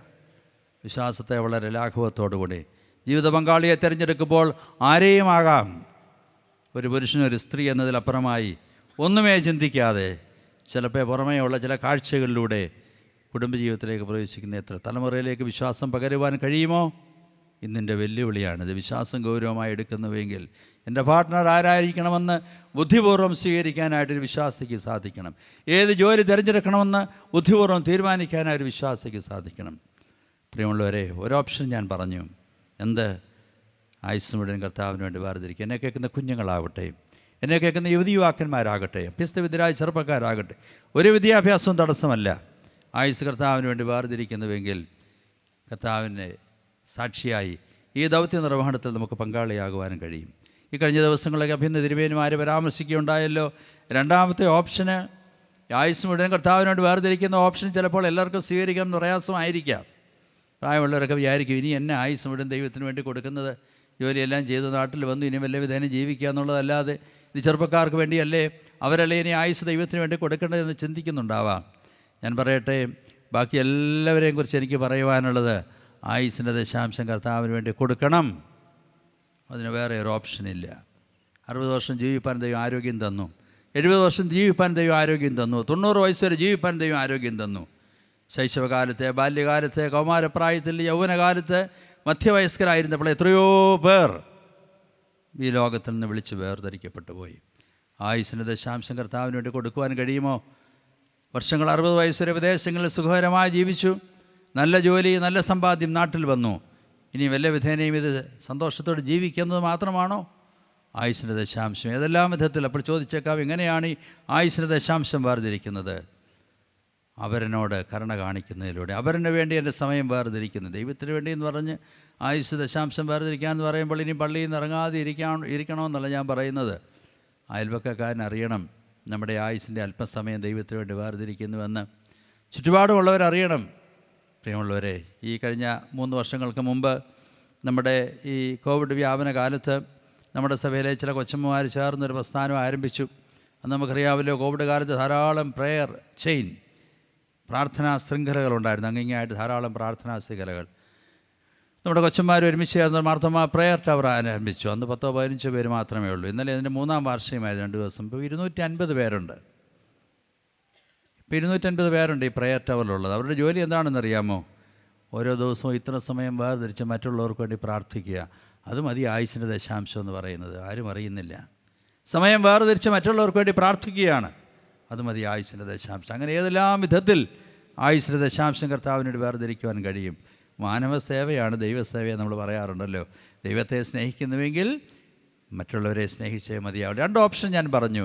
ഈ വിശ്വസിക്കുന്നതിലൂടെ വിശ്വാസം നമ്മൾ ഉറപ്പായിരിക്കുന്നുവെങ്കിൽ, വിശ്വസിക്കുന്നതിലൂടെ ഈ വിശ്വാസം നമ്മൾ ഉറപ്പായിരിക്കുന്നുവെങ്കിൽ 2 ഓപ്ഷൻ. 1, ആയുസ് മുഴുവൻ കർത്താവിന് വേണ്ടി വേർതിരിക്കുന്ന ഒരു സമൂഹം തുടർച്ചയായി നമ്മുടെ സഭയിൽ നിന്നുണ്ടായേ മതിയാകുകയുള്ളൂ. 2, ബാക്കിയുള്ളവരെല്ലാവരുടെ ആയുസ്സിൻ്റെ അന്ത്യം വരെ, ആയുസ്സും ആരോഗ്യം ഉള്ളിടത്തോളം കാലം മറ്റുള്ളവർക്ക് വേണ്ടി ഒരു അല്പം സമയം വേർതിരിക്കുവാൻ കഴിയണം. അതാകട്ടെ നമ്മളിലൂടെ സാധിക്കേണ്ടത്. പ്രിയമുള്ളവരെ, ഈ വിശ്വാസത്തിൻ്റെ ഉടമകളായി ജീവിക്കുവാൻ, ഈ ആഴമായ വിശ്വാസം വിശ്വസിക്കുന്നതിലൂടെ ഉറപ്പാക്കുവാൻ, ആ വിശ്വാസം തലമുറകളിലേക്ക് പകർന്നു കൊടുക്കുവാൻ ദൈവം കൃപ ചെയ്യട്ടെ എന്ന് പ്രാർത്ഥിക്കുകയാണ്. 2ാമതായി ഞാൻ പറയുകയുണ്ടായി, 2ാം ഭാഗം. 1, ദൈവത്തിലുള്ള ഈ ഇൻവിസിബിളായിട്ട് അദൃശ്യമായിട്ടുള്ള വിശ്വാസം. 2, ദൃശ്യഭാവം, visible expression of that faith. എന്താണ് ദൃശ്യഭാവം? പുതിയ നിയമത്തിൽ കാണുന്ന യേശു കർത്താവിൻ്റെ അത്ഭുത പ്രവർത്തനങ്ങളെല്ലാം യേശു കർത്താവിൻ്റെ അല്ലെങ്കിൽ നമുക്ക് അനുകരിക്കാവുന്ന വിസിബിൾ എക്സ്പ്രഷൻസാണ്. അദൃശ്യമായ ദൈവവിശ്വാസത്തിൻ്റെ സംരക്ഷണവും സംവേദനവും നടക്കുന്ന ഇടമാണല്ലോ സഭ. അദൃശ്യമായ ദൈവവിശ്വാസത്തിൻ്റെ സംരക്ഷണവും സംവേദനവും നടക്കുന്ന ഇടമാണല്ലോ സഭ. ദൈവജനത്തെ പണിയപ്പെടേണ്ട, രൂപാന്തരപ്പെടുത്തേണ്ട സഭ എന്തായിരിക്കണം, എന്തിനായിരിക്കണം? സഭയെക്കുറിച്ച് ഇപ്രകാരം 1-2 വാചകങ്ങൾ പറയുവാൻ ഞാൻ ആഗ്രഹിക്കുന്നു. Church is a healing community and a healed community. തിരിച്ചൊന്ന് പ്രയോറിറ്റി ഒന്നുകൂടെ ആകും. Church is a healed community and a healing community. സഭ സൗഖ്യമാക്കപ്പെട്ട ഒരു സമൂഹമാകണം. സഭ മറ്റുള്ളവർക്ക് സൗഖ്യം നൽകുന്ന ഒരു സമൂഹമാകണം. അതിനെതിരായുള്ളൊരു പദമാണ് church is a hospitalised community. രോഗാതുരമായ ചികിത്സ നടത്തിക്കൊണ്ടിരിക്കുന്ന ഒരു സമൂഹമാകുന്നു. 2, church is a cleansed community. ശുദ്ധീകരിക്കപ്പെട്ട ഒരു സമൂഹമാണ്. It's a cleansing community. ശുദ്ധീകരിക്കുന്ന സമൂഹമാണ്. പ്രിയമുള്ളവരെയും, ലൂക്കോസ് എഴുതിയ സുവിശേഷത്തിൽ യേശു കർത്താവ് തൻ്റെ നസ്രേത്ത് മാനിഫെസ്റ്റോയിൽ പ്രകാരം വായിച്ചുവല്ലോ, ദരിദ്രന്മാരോട് സുവിശേഷം അറിയിക്കുവാൻ, കർത്താവിനെ അഭിഷേകം ചെയ്യുവാൻ അവൻ്റെ ആത്മാവ് എൻ്റെ മേലുണ്ട്. ബദ്ധന്മാർക്ക് വിടുതലും കുരുടന്മാർക്ക് കാഴ്ചയും പ്രസംഗിപ്പാനും പീഡിതന്മാരെ വിടുവിച്ചയപ്പാനും കർത്താവിൻ്റെ പ്രസാദവർഷം പ്രസംഗിപ്പാനും എന്നെ അയച്ചിരിക്കുന്നുവെന്ന്. കർത്താവ് ഈ ദൗത്യത്തിൻ്റെ നിറവേറ്റലാണല്ലോ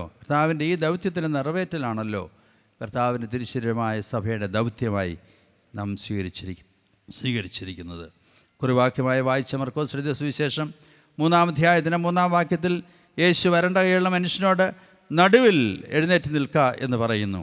ഇംഗ്ലീഷ് പരിഭാഷയിൽ അർത്ഥവത്തായത് arise for all to see. എല്ലാവരും കാണുക, നീ എഴുന്നേറ്റ് നിൽക്കുക എന്ന്. ആരാരും ശ്രദ്ധിക്കപ്പെടാതെ ആ ദേവാലയത്തിൻ്റെ കോണിൽ, അരികിൽ, മാർജിനിൽ ഇരുന്ന ആ വരണ്ട കൈയുള്ള മനുഷ്യനോട് അവൻ്റെ മേൽ കർത്താവിൻ്റെ ദൃഷ്ടി പതിപ്പിക്കുന്നു. യേശു കർത്താവിൻ്റെ പരസ്യ ശുശ്രൂഷയിൽ പ്രധാനമായി 3 ഇടങ്ങൾ നമുക്ക് കാണുവാനായിട്ട് കഴിയും. 1, ഭവനത്തിലുള്ള തൻ്റെ പരസ്യ ശുശ്രൂഷ. കാനാവിലെ ഭവനത്തിൽ നമ്മൾ കാണുന്നുണ്ട് വെള്ളം വീഞ്ഞാക്കുന്ന ഇടങ്ങളിൽ യേശുവിൻ്റെ സാന്നിധ്യം. കഫർന്നഹൂമിൽ പക്ഷവാതക്കാരെ സൗഖ്യമാക്കുമ്പോൾ ഒരു ഭവനത്തിൽ യേശുവിൻ്റെ സാന്നിധ്യം. ബഥാന്യയിൽ മാർത്തയുടെയും മറിയുടെയും ലാസറിൻ്റെയും ഭവനത്തിലുള്ള യഹോവയുടെ സാന്നിധ്യം, പത്രോസിൻ്റെ ഭവനത്തിലുള്ള കർത്താവിൻ്റെ സാന്നിധ്യം. 2 പള്ളിയിൽ. ഇനി വായിച്ച ഭാഗം ഒരു പള്ളിയിലാണ്. മർക്കോസിൻ്റെ സുവിശേഷം 3-ാം അധ്യായം. യേശു പള്ളിയിൽ, അവിടെയാണ് ഈ വരണ്ട കൈയുള്ള മനുഷ്യൻ്റെ മേൽ ദൃഷ്ടി പതിപ്പിക്കുന്നത്. അവസാന ഭാഗത്ത് ഞാനത് പരാമർശിക്കാൻ ഉദ്ദേശിക്കുന്നുണ്ട്.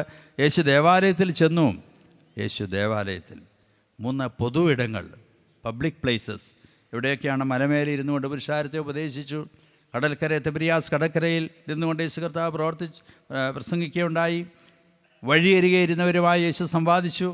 കൊളക്കരയിൽ ഇരുന്നവരുമായി യേശു സംവാദിച്ചു. ഇവിടങ്ങളിലെല്ലാം യേശുവിൻ്റെ മനസ്സ്, ദ മൈൻഡ് ഓഫ് ക്രൈസ്റ്റ്, തൻ്റെ കാഴ്ചയിലൂടെ, തൻ്റെ ദൃഷ്ടിയിലൂടെ, തൻ്റെ നോട്ടത്തിലൂടെയായിരുന്നു. തൻ്റെ സ്പർശനത്തിൽ, it was through his look, നോട്ടത്തിലൂടെയായിരുന്നു. യേശുവിൻ്റെ മനസ്സ് തൻ്റെ ദൃഷ്ടി പതിപ്പിക്കുന്നവരുടെ, തൻ്റെ നോട്ടത്തിലൂടെ, യേശുവിൻ്റെ സ്പർശനത്തിലൂടെ, ത്രൂ ഹിസ് ടച്ച്, സ്പർശനത്തിലൂടെ, യേശുവിൻ്റെ കേൾവിയിലൂടെ. ദാവീദ് പുത്രായനോട് കരുണ തോന്നണമെന്ന് പറയുമ്പോൾ അവനെ വിളിക്കുക എന്ന് പറയുന്ന വിധത്തിൽ കേൾക്കുന്നതായിട്ടൊരു കേൾവി. യേശുവിൻ്റെ വാക്കിലൂടെ, എഫഥ, തുറന്നു വരിക, ലാസറേ പുറത്തു വരിക. യേശുവിൻ്റെ വാക്കുകളിലൂടെ യേശുവിൻ്റെ മനസ്സ് പ്രകടമാക്കപ്പെട്ടത് അവൻ്റെ കാഴ്ചകളിലൂടെയായിരുന്നു, അവൻ്റെ നോട്ടങ്ങളിലൂടെയായിരുന്നു. യേശുവിൻ്റെ മനസ്സ് പ്രകടമാക്കപ്പെട്ടത് കുഷ്ഠരോഗിയോട് എനിക്ക് മനസ്സുണ്ട്, ശുദ്ധമാകാമെന്ന് പറഞ്ഞ് അവനെ സ്പർശിക്കുന്നതിലൂടെയായിരുന്നു. യേശുവിൻ്റെ മനസ്സ് വെളിവാക്കപ്പെട്ടത് അവൻ്റെ കേൾവിയിലൂടെയായിരുന്നു, അവൻ്റെ വാക്കുകളിലൂടെയായിരുന്നു. പ്രിയപ്പെട്ടവരെ, നമ്മുടെ കാഴ്ചകൾ എങ്ങനെയുള്ളവ? നമ്മുടെ നോട്ടം എങ്ങനെയുള്ളവ? നമ്മുടെ സ്പർശനങ്ങൾ, നമ്മുടെ വാക്കുകൾ എങ്ങനെയുള്ളവ? ദേവാലയത്തിനുള്ളിൽ പരീശന്മാരുടെ കൂടെ ശാസ്ത്രിമാരും പുരോഹിതന്മാരും ഉണ്ട് എന്ന് അനുമാനിക്കാം. എല്ലാവരുടെയും നോട്ടം വരണ്ട കൈയുള്ള മനുഷ്യൻ്റെ മേൽ പതിയുന്നു. യേശു അവരോട് ശബത്തിൽ നന്മ ചെയ്യുകയോ തിന്മ ചെയ്യുകയോ ജീവനെ രക്ഷിക്കുകയോ കൊല്ലുകയോ ഏത് വിഹിതം എന്ന് ചോദിക്കുന്നു. അവരും ഈ വരണ്ട കൈയുള്ള മനുഷ്യനെ, യേശു മാത്രമല്ല നോക്കിയത്, അവരും നോക്കി. പക്ഷേ അവരോ മിണ്ടാതിരുന്നു. അവരുടെ നോട്ടം അവരെ നിശബ്ദരാക്കി. അവരും വരണ്ട കൈയുള്ള മനുഷ്യനെ കണ്ടു, യേശുവും കണ്ടു. എന്നാൽ യേശുയുടെ കാഴ്ചയുടെ വ്യത്യാസം, യേശു കണ്ടതുപോലെ, യേശു കേട്ടതുപോലെ, യേശു സ്പർശിച്ചതുപോലെ, യേശുവിൻ്റെ വാക്കുപോലെ നമുക്കും സഭയ്ക്കും എന്ന് കഴിയുമോ? യേശു അവരുടെ ഹൃദയ കാഠിന്യ നിമിത്തം ദുഃഖിച്ചുകൊണ്ട് കോപത്തോടെ അവരെ ചുറ്റും നോക്കി. ആ മനുഷ്യനോട് കൈ നീട്ടുക എന്ന് പറഞ്ഞു. അവൻ നീട്ടി, അവൻ്റെ കൈ സൗഖ്യമായി. പരീശന്മാരുടെ ഈ ഹൃദയ കാഠിന്യം സഭയെ രോഗാതുരമാക്കുന്നു. യേശുവിൻ്റെ കണ്ണിലൂടെ ഈ വരണ്ട കൈയുള്ള മനുഷ്യനെ പ്രതിനിധാനം ചെയ്യുന്ന പാർശ്വവൽക്കരിക്കപ്പെട്ടവരെ കാണുവാൻ നമുക്ക് കഴിയുമോ? The people in the margin, ഇത് കഴിയുമോ? പരീശന്മാരുടെ നിശബ്ദതയും നിസ്സംഗതയും നമ്മെ ഇന്ന് ബാധിച്ചിട്ടില്ലേ? പരീശന്മാരുടെയും നിസ്സംഗതയും നിശബ്ദതയും നമ്മെ ബാധിച്ചിട്ടില്ലേ? ഈ നിസ്സംഗതയും നിശബ്ദതയും ഒരു തിന്മയോ പാപമോ ആണെന്ന തിരിച്ചറിവ് നമുക്കുണ്ടാകണം. ശരിയെന്തെന്ന് നീതിയും ന്യായവും ഇന്നതെന്നറിഞ്ഞിട്ടും എന്നെ ബാധിക്കുന്നില്ല എന്നതിനാൽ നാം നിശബ്ദരാകുന്നു, നിസ്സംഗരാകുന്നു. എനിക്കെന്ത് ഗുണം എന്നാവാം നമ്മുടെ ഭാവം. മറ്റുള്ളവരെ പ്രീതിപ്പെടുത്തുവാനുള്ള നിശബ്ദതയും നിസ്സംഗതയും ഉപകാരമില്ലാതെ പോകുന്ന അവസ്ഥയല്ലേ നമ്മളിൽ ഉളവാക്കുന്നത്? യേശുവിൻ്റെ ഈ നോട്ടവും കോപവും ദുഃഖവും നമുക്ക് സഭയ്ക്ക് ഇന്ന് നഷ്ടമാകുന്നില്ലേ? യേശുവിൻ്റെ ഈ നോട്ടവും കോപവും ദുഃഖവും സഭയ്ക്ക് നഷ്ടമാകുന്നില്ലേ? വരണ്ട കൈയുള്ള മനുഷ്യനെ കണ്ട അതേ കാഴ്ചയും പരീശൻ്റെ നിശബ്ദതയോടും ഹൃദയകാഠിന്യത്തോടും യേശു പ്രകടമാക്കിയ അതേ കോപവും ദുഃഖവും ഇന്ന് നമുക്ക് സഭയ്ക്ക് ആവശ്യമില്ലേ? വേൾഡ് വിഷൻ ഇൻ്റർനാഷണലിൻ്റെ ഡയറക്ടറായ ബോബ് പിയേഴ്സിൻ്റെ വാക്കുകൾ ഇപ്രകാരമാണ്: കർത്താവേ, നിൻ്റെ ഹൃദയത്തെ ദുഃഖിപ്പിക്കുന്ന ഏത് കാഴ്ചയും എൻ്റെ ഹൃദയത്തെ ദുഃഖിപ്പിക്കണമേ. Lord, let my hearts be broken by the things that break the heart of God. കർത്താവിൻ്റെ ഹൃദയത്തെ ദുഃഖിപ്പിക്കുന്ന കാഴ്ചകൾ വല്ലതും നമ്മുടെ ഹൃദയത്തെ ദുഃഖിപ്പിക്കുന്നുണ്ടോ? ഈ ദുഃഖം ഇന്ന് നമുക്ക് സഭയ്ക്ക് നഷ്ടപ്പെടുന്നുവോ? പ്രിയമുള്ളവരെ, അരികുകളിൽ കഴിയുന്നവരെ ശ്രദ്ധിക്കാതെ പോകുന്നു. Those who are in the margin. കേവലം ഒരു വരണ്ട കൈയുള്ള മനുഷ്യനെ കണ്ടു എന്നതല്ല വിഷയം. യേശു കർത്താവിൻ്റെ പരസ്യ ശുശ്രൂഷയിൽ ദേവാലയത്തിൽ എഴുന്നേറ്റ് നിന്ന് താൻ വായിച്ച ഭാഗം അർത്ഥവത്താക്കുമാറ് എത്രയോ പേരെ അരികിൽ നിന്ന് മുഖ്യധാരയിലേക്ക് യേശു കർത്താവ് ആനയിച്ചു. ഇന്ന് സമൂഹത്തിൻ്റെ, സഭയുടെ, ഭവനത്തിൻ്റെ അരികിൽ കഴിയുന്ന എത്രയോ പേർ. ഉദാഹരണങ്ങൾ ആവശ്യമില്ലല്ലോ. പള്ളികളിലാകാം, ഭവനത്തിലാകാം, സഭയിലാകാം. ഗോഡ്സ് ഓൺ കൺട്രി എന്ന് പറയുന്ന ദൈവത്തിൻ്റെ സ്വന്തം രാജ്യം എന്ന് പറയപ്പെടുന്ന ഈ രാജ്യത്ത്, സാക്ഷരതയിലും സമ്പത്തിലുമൊക്കെ മുമ്പിൽ നിൽക്കുന്ന നമ്മുടെ രാജ്യത്ത്, പള്ളികൾ ധാരാളമുള്ള നമ്മുടെ ഈ കൊച്ചു കേരളത്തിൽ, കൺവെൻഷനുകളും പെരുന്നാളുകളും വളരെയധികമുള്ള നമ്മുടെ കൊച്ചു കേരളത്തിൽ, വാസയോഗ്യമായ ഭവനമില്ലാത്ത എത്രയോ പേർ, ചികിത്സിക്കുവാൻ നിവൃത്തിയില്ലാത്ത എത്രയോ പേർ, അതുമൂലം മരണപ്പെടുന്ന എത്രയോ പേർ, സമർത്ഥനെങ്കിലും മുമ്പോട്ട് പഠിക്കുവാൻ നിവൃത്തിയില്ലാത്ത എത്രയോ പേർ, നമുക്ക് നമ്മുടെ ഭക്ഷണമേശയിൽ ഭക്ഷണം വേസ്റ്റാക്കുമ്പോൾ, കുഴിച്ചു മൂടുമ്പോൾ ഒരു നേരത്തെ ഭക്ഷണത്തിനില്ലാത്ത എത്രയോ പേർ, കഴിവുള്ളവരെങ്കിലും അറിവുള്ളവരെങ്കിലും മുഖ്യധാരയിലേക്ക് കൈപിടിച്ച് നടത്തുവാൻ ആളില്ലാത്ത, ഗോഡ് ഫാദർ ഇല്ലാത്ത എത്രയോ പേർ, ഹതഭാഗ്യർ. ഇത് നാം കാണുന്നുവോ? നമ്മുടെ ഹൃദയത്തെ ദുഃഖിപ്പിക്കുന്നുവോ? സഭയെ ദുഃഖിപ്പിക്കുന്നുവോ? ഇന്നലെ മധ്യസ്ഥ പ്രാർത്ഥനയിൽ ഞാൻ പല വിഷയങ്ങളെടുത്ത കൂട്ടത്തിൽ കൊറിയന്നോ സ്വദേശി ഒരു സ്ത്രീയുടെ കാര്യം പരാമർശിക്കുകയുണ്ടായി. അവർ മാരാമൺ കൺവെൻഷൻ പ്രാർത്ഥനയ്ക്കായി അപേക്ഷിച്ചിരിക്കുകയാണ്. അവരൊരു വിധവയാണ്. അവരെ പ്രാർത്ഥനയ്ക്ക് അപേക്ഷിച്ചിരിക്കും. ഞാനൊരു വിധവയാണ്, എനിക്ക് ബധിരരും മൂകരുമായ 2 മക്കളാണുള്ളത്, വാസയോഗ്യമായ ഭവനമില്ല, വാടക വീട്ടിലാണ്, മാരാമൺ കൺവെൻഷൻ പ്രാർത്ഥിക്കണമേ എന്ന് കൊറിയന്നൂർക്കാരിയാണ് ചോദിച്ചിരിക്കുന്നത്. ഞാൻ വിചാരിച്ചു, കൊറിയന്നൂർ മാർത്തോമാ പള്ളി ഇല്ലേ, മാർത്തോമാ സഭയില്ലേ? 3 ഇടവകൾ കൊറിയന്നൂരുണ്ടെന്ന് എൻ്റെ വിചാരം. കുടുംബജീവിതത്തിൽ കുഞ്ഞുങ്ങളെ ലഭിപ്പാൻ മാരാമണ് പ്രാർത്ഥിക്കാം, ദൈവം വിചാരിച്ചില്ലേ മതിയാകുകയുള്ളൂ. തക്ക തുണയെ കൊടുക്കണമെങ്കിൽ മാരാമണ് പ്രാർത്ഥിക്കാം, ദൈവം വിചാരിച്ചേ മതിയാകുകയുള്ളൂ.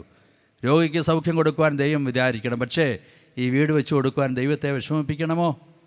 മാരാമൺ കൺവെൻഷനിൽ പ്രസംഗം കേൾക്കുന്നവർ, ഡോക്ടർ ലാറു പറഞ്ഞു, നമ്മുടെ സുവിശേഷ പ്രസംഗം നമ്മളെ രൂപാന്തരപ്പെടുത്തുന്നതാണ്, ക്ഷമിക്കാൻ നമ്മളെ സഹായിക്കുന്നതാണ്. ഈ പ്രസംഗത്തിലൂടെ നമ്മളെ രൂപാന്തരപ്പെടുത്തിയിട്ടുണ്ടോ? ചെറിയവരിൽ ഒരുവരെ നിങ്ങൾ ചെയ്തെടുത്തോളം എനിക്ക് ചെയ്തു എന്ന് പറഞ്ഞ കർത്താവിൻ്റെ ശബ്ദം കേട്ട് വാസയോഗ്യമില്ലാത്ത ഒരാളിന് വീട് വെച്ച് കൊടുക്കുവാൻ നമുക്ക് കഴിയില്ലേ? ഏക്കർ കണക്കിൽ ഭൂമി അവകാശമായി സ്വന്തമാക്കി വെക്കുമ്പോൾ, കോടിക്കണക്കിന് രൂപ ചെലവഴിച്ച് ഭവനങ്ങൾ പണിയുമ്പോൾ, ഒരു 3.5 സെൻറ്റ് സ്ഥലം 3 സെൻറ്റ് സ്ഥലം വേർതിരിച്ച് ഒരു 7 ലക്ഷം രൂപയ്ക്ക് ഒരു വീട് വെച്ച് കൊടുക്കാൻ നമുക്ക് കഴിയില്ലേ? കൊറിയന്നൂർ സ്വദേശത്തെ വിശ്വാസത്തോടൊരു വെല്ലുവിളിയായത് അവരെടുക്കുമെന്നാണ് എൻ്റെ വിചാരം. പ്രിയമുള്ളവരെ, അരികളിൽ കഴിയുന്നവരെ ദർശിക്കുവാൻ വരണ്ട കൈയുള്ള മനുഷ്യരുടെ യേശു പറയുന്നു, നടുവിൽ നിൽക്കുക, എറൈസ് ഓൾ ടു സീ. ഇൻവിസിബിളായിട്ടുള്ള ഈ വിശ്വാസം, അദൃശ്യമായ വിശ്വാസത്തിന് ദൃശ്യഭാവം പാർശ്വവൽക്കരിക്കരെ കാണുക എന്നുള്ളതാണ്. യേശു കർത്താവ് പറയുന്നു, വിശക്കുന്നവൻ നമ്മുടെ അയൽപക്കത്തുണ്ട്, ദാഹിക്കുന്നവൻ നമ്മുടെ ചുറ്റുപാടുമുണ്ട്, രോഗിയായിരിക്കുന്ന നമ്മുടെ ചുറ്റുപാടുമുണ്ട്. എത്രയോ ആളുകൾ, അവരെ കാണാതെ പോകുന്ന ഏത് കാഴ്ചയും നമ്മുടെ അദൃശ്യമായ വിശ്വാസത്തിൻ്റെ ദൃശ്യഭാവമല്ല. നമ്മൾ അന്ധരായി പോകുന്നുണ്ട്. പ്രിയമുള്ളവരെ, നമുക്ക് ആവശ്യത്തിനധികമായി ദൈവം നൽകുമ്പോൾ അവൻ്റെ ആവശ്യത്തിന് കൂടെ ആകുന്നു എന്ന ബോധ്യം നമ്മളുളവാകട്ടെ. സഭയായി നാം ധാരാളം കാര്യങ്ങൾ ഇക്കാര്യത്തിൽ ചെയ്യുന്നുണ്ട് എന്നുള്ള ഞാൻ വിസ്മരിക്കുന്നില്ല. ഇപ്പോൾ 75 ഭവനങ്ങൾ ത്രാപുരത്ത തിരുമേനിയുടെ 75ാം ജന്മദിനവുമായി ബന്ധപ്പെട്ട് വെച്ചു കൊടുക്കുന്നു. ഹോളിസ്റ്റിക് സെൻറ്റർ 21 വീടുകൾ വെച്ചു കൊടുത്തു. ശ്രേയസ് 12 വീടുകൾ വെച്ചു കൊടുത്തു. ഈ കണക്കുകളൊക്കെ എനിക്കറിയാം. എങ്കിൽ പോലും ഹൃദയകാഠിന്യം മൂലം നിശബ്ദരായിരിക്കുന്ന ആരെങ്കിലുമൊക്കെ ഇവിടെ ഇരിപ്പുണ്ട്. ഹൃദയകാഠിന്യം മൂലം കണ്ടു എന്ന് നടിക്കാതെ, കണ്ടില്ല എന്ന് ഭാവിച്ചുകൊണ്ടിരിക്കുന്ന എത്രയോ പേർ, അവരോട് കോപിക്കേണ്ടിയിരിക്കുന്നു, അവരെ ഓർത്ത് ദുഃഖിക്കേണ്ടിയിരിക്കുന്നു. യേശുവിൽ വിശ്വസിക്കുന്നുവെന്ന് നമ്മൾ പറയുന്നതോടൊപ്പം അവരിന് വേണ്ടി ദുഃഖിക്കുന്നൊരു ഹൃദയവുമായി, സഹോദരൻ്റെ വരണ്ട അവസ്ഥയെ കാണുന്ന ഒരു കാഴ്ചയുമായി നമുക്ക് പോകാം. ഇതാകട്ടെ വിശ്വാസത്തിൻ്റെ ദൃശ്യഭാവം. പ്രിയമുള്ളവരെ, ഈ വിശ്വാസം നമ്മളുണ്ടെങ്കിൽ ഇന്ന് സിഹോറായിലേക്കോ ടിബറ്റിലേക്കോ അങ്കോലയിലേക്കോ ഒന്നും നമുക്ക് പോകേണ്ട ആവശ്യമില്ല. നമ്മുടെ നോട്ടം എത്തുന്ന നോട്ടത്തിൻ്റെ പരിധിക്കുള്ളിൽ, ഒരു വെളിപ്പാടകലെ കയ്യെത്തും ദൂരത്തിനുള്ളിൽ ധാരാളം ആളുകൾ പാർശ്വവൽക്കരിക്കപ്പെട്ടവരുണ്ട്. അവരാണ് വരണ്ട ജീവിതം അനുഭവിക്കുന്നവർ.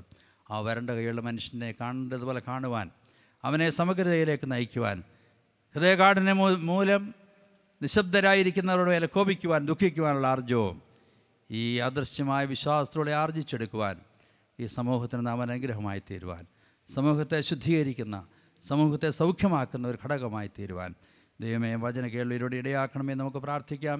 Invisible faith and the visible action. അദൃശ്യമായ ദൈവത്തിലുള്ള വിശ്വാസവും അതിൻ്റെ ദൃശ്യമായ ഭാവങ്ങളും ദൈവം നമ്മെ അനുഗ്രഹിക്കട്ടെ.